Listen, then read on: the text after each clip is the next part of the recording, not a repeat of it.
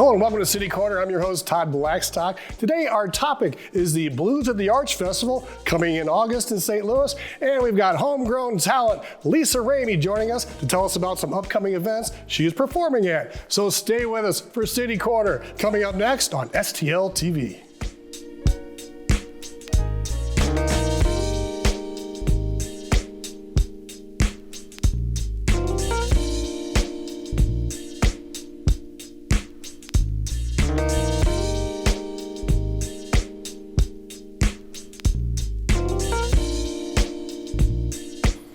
Well, the 9th annual St. Louis Blues at the Arch Festival is coming to St. Louis, and joining us now is Robert Nelson, Camille Brooks. Robert is the director of the National Blues Museum, and Camille is the director of the Arch Park Foundation at the St. Louis Arch. Thank you both for joining us so much today. And Robert, W.C. Handy is a big name here in St. Louis, and you know, he's somebody that's really helped pave the way for blues and jazz in St. Louis, and he really helped lay a foundation down here for music in St. Louis. Yes, W.C. Handy is a father.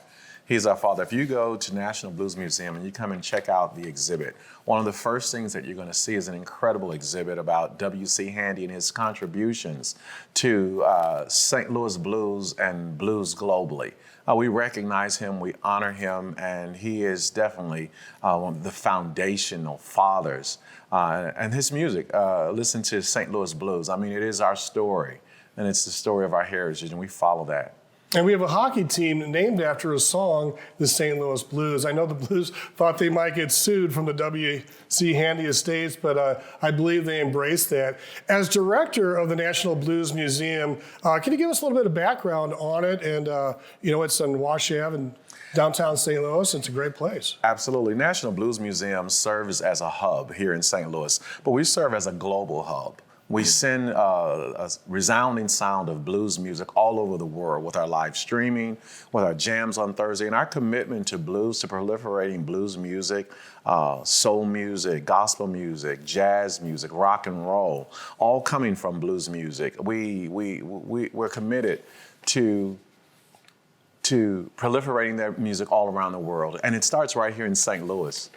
And Camille, the Arch Grounds were home of a great blues venue back before the Arch Grounds were raised back in like the early 1900s. And can you tell us a little bit about that and maybe a little bit about preserving some of that history when they did the revitalization? Absolutely. So during the renovations of the Arch Grounds, they found the facade of the old rock house that used to be on the Arch Grounds where people like Rock House Annie performed. And so that facade of the building is erected inside the museum at the Arch. And part of our partnership with the National Blues Museum was to celebrate the opening of, the National Blues Museum back in 2016 to help kind of celebrate blues music and the heritage that it has in St. Louis. It must be pretty neat partnering up with the National Blues Museum with the Gateway Arch Park Foundation. And I know, Robert, did you have a little symbiotic relationship with the Arch Partnership? Listen, when we found out that the Gateway Arch Foundation was really interested in preserving the old rock house and honoring that, I mean, that's what National Blues Museum is all about. So we became instant friends. So this partnership, it feels right. Gateway Arch Foundation is, and they've shown this, that they are committed to preserving blues music. And that's what National Blues Museum is committed to. And so this is just a natural marriage. And for 9 years, we're doing this, and we're going to do it even bigger and better this year. You can best believe that. Well, Blues at the Arch is a yearly tradition, the festival, and I know, Camille, you're very excited about this year's event. Can you maybe tell us a little bit about what's going on this year? Yeah, so this year we will open the evening on Friday the 9th at 4:45. Robert's going to open up for us and kind of carry us through the weekend as our MC. But we have wonderful artists, some homegrown, some regional, some national artists, including St. Louis's own Amber Bullock. And this year we wanted to kind of celebrate that history that Robert was speaking of. And so starting with gospel and weaving in jazz and R&B and all of those different things to tell the history and the story of blues and how it has carried kind of music through the years. So the Blues at the Arts Festival is going to be on a Friday this year. Yes. And you are kicking it off. So when it starts, you're going to be out there introducing and doing your thing. Yes, and we're bringing on the Afro Kumba dancers. I mean, first of all, let's get this straight. That the Blues at the Arch this year it's more than a music festival. I mean, this is really an opportunity to celebrate culture, to celebrate history, to bring families together. It's a way to celebrate the legacy of blues music and the partnerships and the rich heritage and history that St. Louis has. And we're going to share that right here in our home, but we're sending waves out nationally and globally. St. Louis is on the map for blues. The Arch is on the map as a beacon to the West. And together we are partnering with Gateway Arch Foundation to send that message out and send it out very, very strong. It is one of the only festivals of its kind that happen on a national park or in a national park. And so we are thankful to our partners at the National Park Service for allowing us this space. But again, it is the Arch is an icon in the Midwest and St. Louis. And so to marry those two, stories together, it is a national, I know the city of St. Louis is very excited about this ongoing event. And I believe it's going to be taking place at the north end of the Arch Ground and the national park right there, which, Robert, is a real nice segue into the Landing, because the Landing was, where our city was founded. Absolutely. And it used to be one of the biggest destination points, and with all the clubs and the restaurants and things. And it seems like it's a nice way right there to segue the two and maybe try to help the Landing out a little bit. National Blues Museum is not only friends with Gateway Arch Foundation, but we are also friends in partnership with the Landing, and we see our friends as one. When St. Louis wins, everyone wins. When National Blues Museum, when we have our bullhorn and we're sending out blues music to the world, we're speaking about the Arch, we're speaking about the grounds, we're speaking about the Landing and the rich culture and the heritage and everything that St. Louis has to offer. So yes, we're looking to bring all of these pieces together so that St. Louis is winning in a huge way. We are stronger together. Fantastic. And in the North Gateway, the backdrop of the stage is the Eads Bridge, which is, storied, that one of the first blues music songs was written underneath that bridge. And this year it celebrates 150 years. So we're happy to, again, celebrate some more St. Louis history, but also celebrate the park and, the wonderful work that not only the National Blues Museum, but the Gateway Arch Park Foundation is doing to help, revitalize the grounds, downtown as a whole, and tell a great story for our city. So the Whitaker stage looks like we got Jeremiah Johnson, Nikki Hill, Marquise Knox. We've got the Queen of Blues showcase. Oh, wow. I'm so glad you brought that up. National Blues Museum has an incredible exhibit called Queens of the Blues. It's by an incredible artist that we have here. Her name is Javier McGowan. And she has done a beautiful exhibit. In fact, we recently inducted a few women, UV Hayes to be exact, into our National Women of Blues Women Hall of Fame. Beautiful voice. That exhibit will be on display at our event here on the 9th, the 10th. I think it's on all 3 nights. Yes. So the festival takes place Friday night and Saturday as well. It starts Friday at 4:45. August 9th? August 9th, yes. And then Saturday the 10th, the music starts at 12 and we go until 8 p.m. on Saturday as well. And then, of course, we end the weekend with the brunch. Yeah, that's going to be on Sunday. That's going to be down there as well. Yes. Let's go back to Saturday. There's going to be some other events going on, like a petting zoo, cornhole tournament, so some extracurricular activities as well. There's some other things you can sign up and register for as well. Yeah, so we have a kids corner, and the Blues Museum lets us use their musical petting zoo, so not animals. Right, it's music. We want children to get their hands on the instruments, and we want them to begin to feel the love of music and what it feels like to begin. We have to bring our next generation of blues artists up and coming, so we make sure that we have an opportunity for kids to get involved. And then the yoga, right? Right, so we start with yoga that morning with the collective. The kids' corner that we're talking about will have the musical petting zoo. It has yard games that include cornhole and build an arch and giant yard-sized games. So it makes it family friendly, also pet friendly. Pet friendly. And then we have an elevated experience that is a ticketed portion of the festival where you get a meet and greet with the artist and kind of a, cool vibes. Which I'm very excited about. Yes. It's beautiful. We went and checked out the garden bed, and in preparation, it's just a beautiful view of the river. It's a beautiful view of the arch. The landscape is just fantastic. It's breathtaking. It is. It's a place where you want to be, and you want to have your wine and mingle and do your meet and greets. Perfect. I think Gateway Arts Foundation, they've got it right. And then you're gonna have some great vendors with some great treats. There's some lodging suggestions. I know the Ballpark Hilton is gonna be helping out a little bit, and there'll be some swag and merchandise available. Absolutely. If you want to make a staycation out of it, or if you're coming from out of town, you can definitely do the Ballpark Hilton, and a portion of the proceeds go back to the Gateway Arts Park Foundation to help keep events like this free for the community. And then, as you mentioned, we do have a really good lineup of food vendors and beverage vendors. So it's a great And weekend. fireworks. Fireworks. And yes. fireworks. Forget Listen, that. those families that are on vacation, that are coming through Chicago, coming through Memphis and Kansas City, you want to stop here and you want to take this in. The event is free. But we have hotels that are ready to host our families that are coming through if they have their pets. Listen, we're ready. We're ready for St. Louis to be on the map and for people to recognize what we have in blues music here at Gateway Arch on our part. Perfect, and I understand that the Ballpark Hilton will be donating money back to the Arts Foundation. And folks, come on down Friday, August 9th through 11th at the Gateway Arch National Park. You can go to @Gateway Arch Park, archpark.org. Blues/blues. Well, thank you very much, Robert and Camille, for joining us here today on City Corner. We really appreciate it, and we can't wait to get down there for the Blues at the Arch Festival. Yes. All right, Thanks see you again.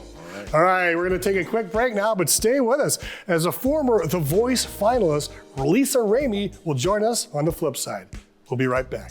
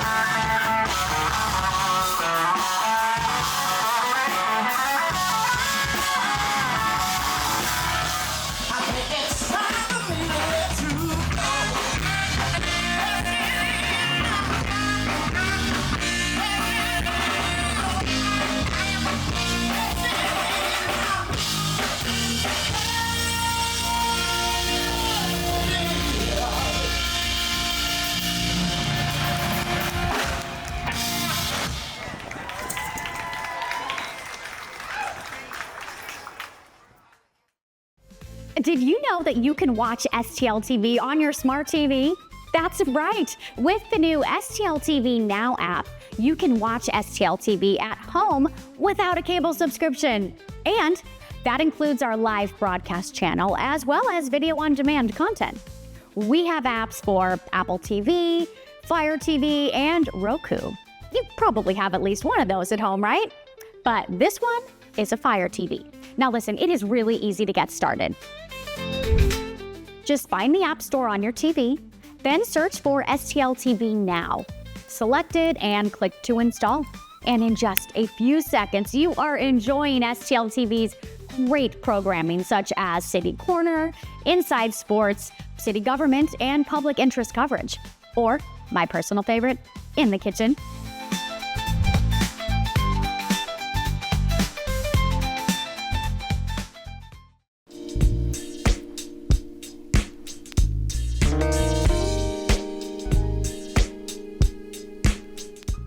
Welcome back to City Corner. I'm Todd Blackstock. Glad to have you with us. Joining us now is a homegrown talent from the STL, Lisa Ramey. She kind of cut her teeth for many years at the Muny Opera and performed on The Voice, season number 16 with John Legend. Lisa, thank you for joining us today on City Corner. Thank you for having me. I'm happy to be here. You know, as a St. Louis and performing at the Muny is very exciting as a kid growing up. And how did you get involved in that, and kind of who pushed you into it? Ooh, who pushed me into it? I just kind of wanted to do what my brother and sister were doing. They started dancing and singing, and I was like, oh, I want to do that too. And then I fell in love with it, and it kind of took off from there. But we started at a dance studio when I was 6 years old. Was when I was in my first tutu. And then at this academy, I learned that you could have auditions for the Muny, because we had always gone to the Muny as a family, the picnic and the free seats and the whole thing. And I just thought that they were like these professional kids from who knows where. And when I found out that you could audition, I auditioned in '97, and I was a jitterbug in The Wizard of Oz, my first show. No kidding. That must have been really exciting. So when these big Broadway shows come to St. Louis and you get to perform with them, there's some big stars. Did you ever get to rub elbows and perform with some big stars coming from the Broadway scene? Absolutely. I'd say like all of them. I was in the Muny for 11 consecutive seasons. So from when I was a kid to the Muny teens and to an adult, we had, I think even Captain Kangaroo was in one of the shows I did. Ozzie Smith played the Wizard of Oz. There's so many people that me and my brother and my sister have all been blessed to perform with. And then whenever I went to New York, I got to see them all again, like at auditions, and it was really cool to be the one in the room who knew all these big stars. Any big names you did, anybody that you're really impressed that you met, throughout From all the those Muny? years? Yeah. I don't remember. Because you're in some. I don't remember, what are because some that of was the 100 shows years ago. that you really enjoyed? That I really enjoyed doing? Yeah. Oh, Crazy for You. I really love doing. I was a big tap dancer, so I love the tap shows. 42nd Street was so much fun.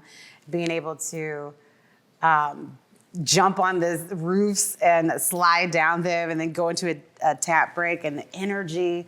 I also did Showboat, which was magnificent, a huge production. That was amazing. A lot of life-changing shows.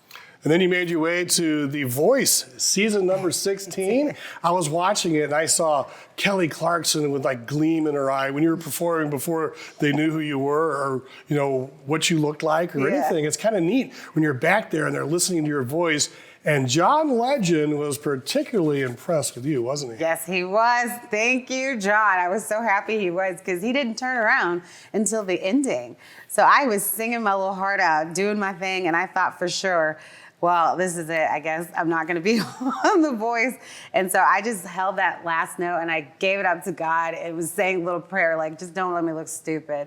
And then I looked down and I saw John Legend's face, because I didn't know he even turned around. Yeah, that's pretty neat. I think that he was probably just enjoying your performance so much because, well, you just saw, a minute ago, the look on their face. Now, you've done some other collaborations. Did that lead, you were a finalist on The Voice season 16, so that must have led to some neat things. You've really elevated your career since then. Absolutely. I was able to go play a music festival called Metronome in Prague, because they saw the video of me with John Legend. I got to perform with John Legend at Madison Square Garden, which was unbelievable. And that was after The Voice. So once I had that video, then I was able to pitch that video to lots of people. And yeah, it definitely leveled me up to be able to do lots of performances. Well, we've got a clip of Lisa Ramey in action right now, so let's roll this clip and we'll get a little a variety of what you do performing coming out from the STL. Come together.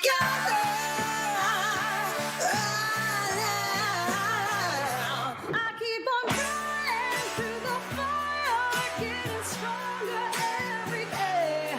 I keep raging like an animal, and I'm good without you, baby. With somebody who loves me.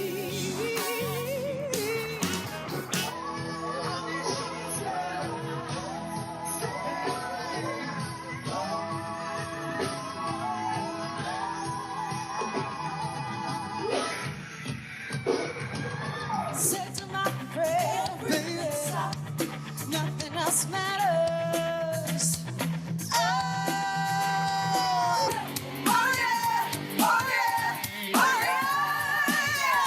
I'm the queen of the night. Come on, let's go downstairs. He said, I gotta go, but my friend said,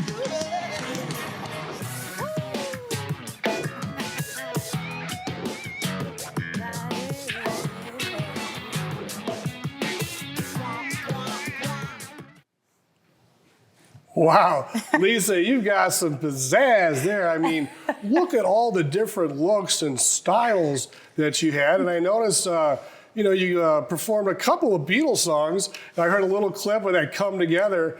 I think you can get that on Spotify. Watch it. And if you go to Spotify, Lisa Ramey, you can get that whole version of Come Together right there. It's so cool. Were you a Beatles fan, I guess, growing up? Absolutely. How can you not be, right? How can you not be a Beatles fan? I mean, they've done so much. They are historical, iconic. Like, they're amazing. So it was a no-brainer to cover a Beatles song. A Beatles song, and then you covered Come Together. Yeah. A little risque there, and then you've got some great different outfits out there. I mean, you're like a big-time performer. Trying to be. It's all happening right now. I know you've got some big events coming up. I do.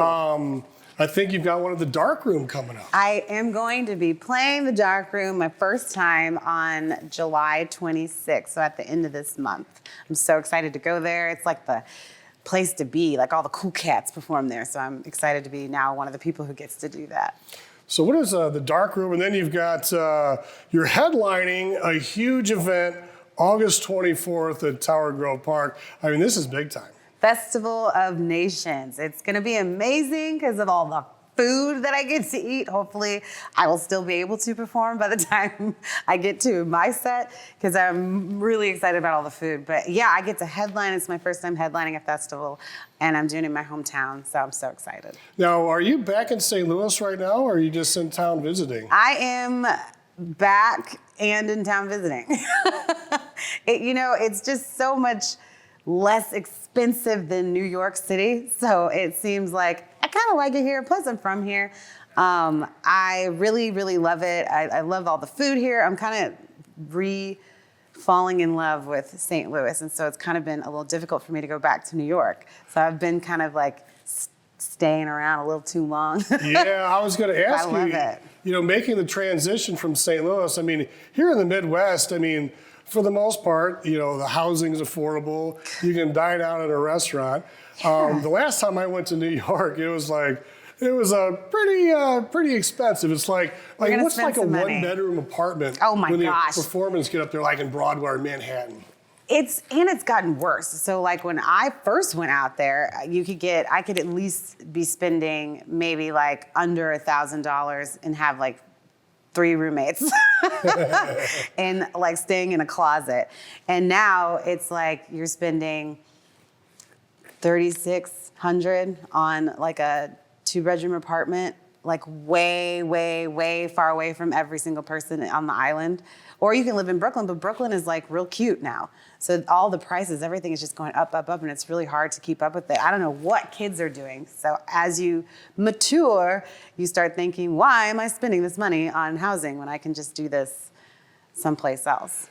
Central Park in New York was a place I visited, and they had a a Broadway softball league there. They do, yeah. And so all the like performers during the day, they get out there and they play softball and they interact. It's like the Wizard of Oz, is up against the producers. Absolutely, it's so entertaining. I've got friends who do that. It's a lot of fun to watch them play. We used to do that, at least back in my day at the Muny. We used to play, I think it was a beer league or something like that, but we had the actors, the dancers, singers all out playing baseball as well. And then everybody makes friends. I assume there's a lot of the performers in New York City that are roommates. I mean, you get an apartment, or maybe you can get a house or a flat, and then everybody kind of lives there, and then it's your base. Yeah, that's what, it's survival mode. You kind of have to do that. The beautiful apartments that you see on TV are definitely for the billionaires. The rest of us are just trying to make it work. But in Harlem, there's a lot of space in the apartments, so it's like a wonderful place to live. A lot of my friends, I used to live in Harlem. You get a lot of bang for your buck there. So I recommend people living in Harlem. And then Brooklyn, I was in an oasis. I was deep in Brooklyn, down south, and it looked like Williamsburg, Virginia. It was like so much greenery, these beautiful homes, and then like right on the other side of a street called Flatbush, it was like urban and like cool and nitty gritty, and that was my most favorite place to live. And I never had anybody over because I didn't want anyone to know about my oasis. Now everybody takes the subway there. Absolutely. I mean, it's either that or you get stuck in traffic or take cabs that drive over It's the cars fastest way, even though, we all laugh about it because it's honestly the fastest way to get around in New York is just to walk or get on a bike. But I'm terrified of riding bikes in the city. But the train is going to get you there. It's crowded. It's a horrible experience most of the time. But we always take the train. It keeps you moving all the time. There's never really sitting down and waiting. Just keep on rolling. All right, you got some performances coming up. The Dark Room, Friday, July 26th. Festival of Nations, Saturday, August 24th. And Ragtime, the musical at Stages. That's going to run September 20th through October 1st. Any final thoughts? She's busy this summer. Come see me. Come get tickets to Dark Room. It's going to be a good show. It's my second one in my hometown. www.lisarameymusic.com. Folks, get out there on Spotify. Yes. I mean, do you have CDs out there? Is that the best way to see your music? Best way to hear the music would be Spotify right now. Spotify? Lisa Ramey Music. All right, well, perfect. Well, thank you so much for joining us here on City Corner, and we really appreciate it and love, how a St. Louis girl, made it through the ranks, and now you're like up there hitting the big time. Thank you so much for having me. This was awesome. Thank you. All righty. That's our show for today. We especially like to thank our studio guests. We'd like to thank you for watching City Corner on STL TV. Experience St. Louis.